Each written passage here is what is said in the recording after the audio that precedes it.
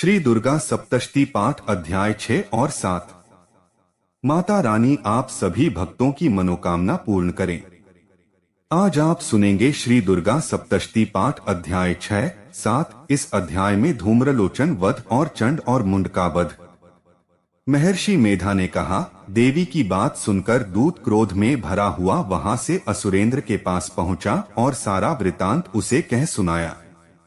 दूत की बात सुन असुरेंद्र के क्रोध का पारावर न रहा और उसने अपने सेनापति धूम्रलोचन से कहा, धूम्रलोचन, तुम अपनी सेना सहित शीघ्र वहां जाओ और उस दुष्टा के केशों को पकड़कर उसे घसीटते हुए यहाँ ले आओ।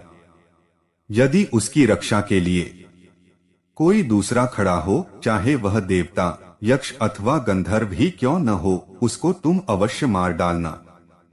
महर्षि मेधा ने कहा, शुंभ के इस प्रकार आज्ञा देने पर धूम्रलोचन 60,000 राक्षसों की सेना को साथ लेकर वहां पहुंचा और देवी को देख ललकार कर कहने लगा, री तू अभी शुंभ और निशुंभ के पास चल।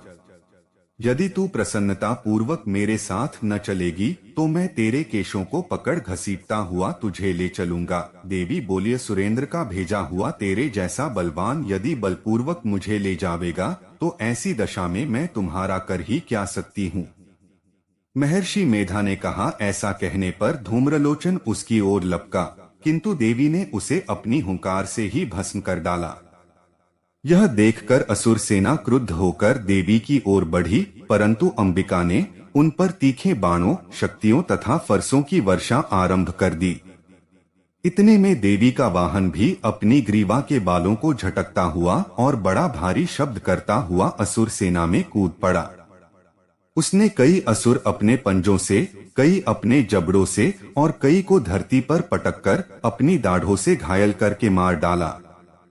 उसने कई असुरों के अपने नख से पेट फाड़ डाले और कई असुरों का तो केवल थप्पड़ मारकर सिर धड़ से अलग कर दिया।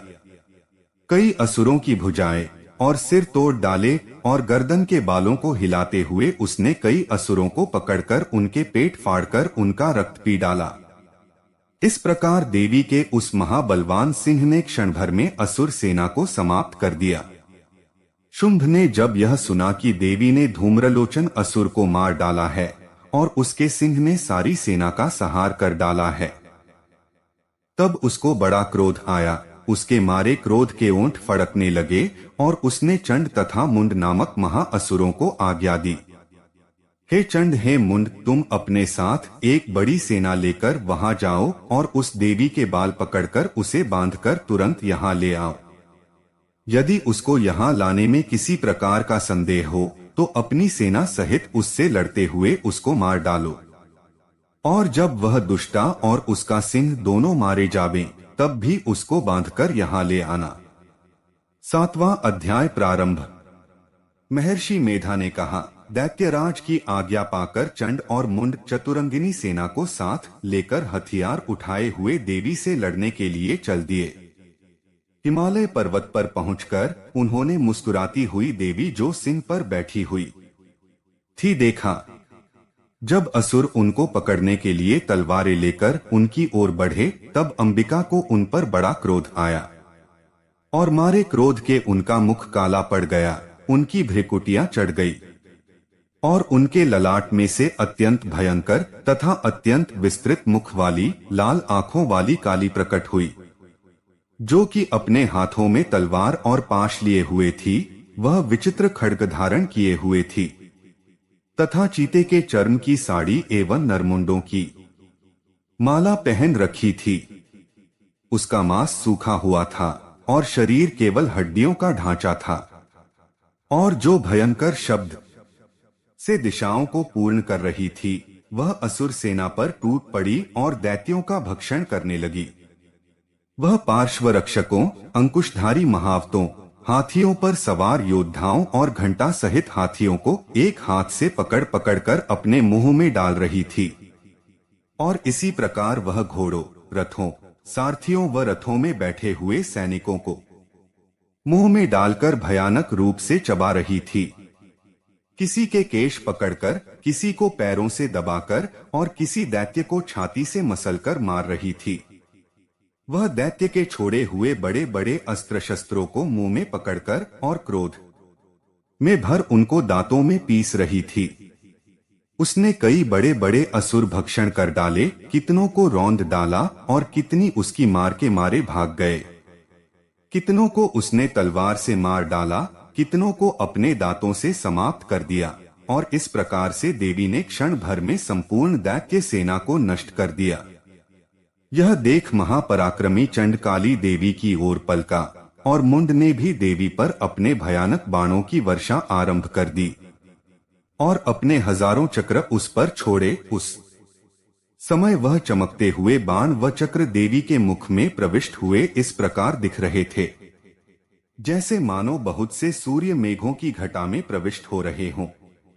इसके पश्चात भयंकर शब्द के साथ काली ने अत्यंत जोश में भरकर विकट अट्टहास किया।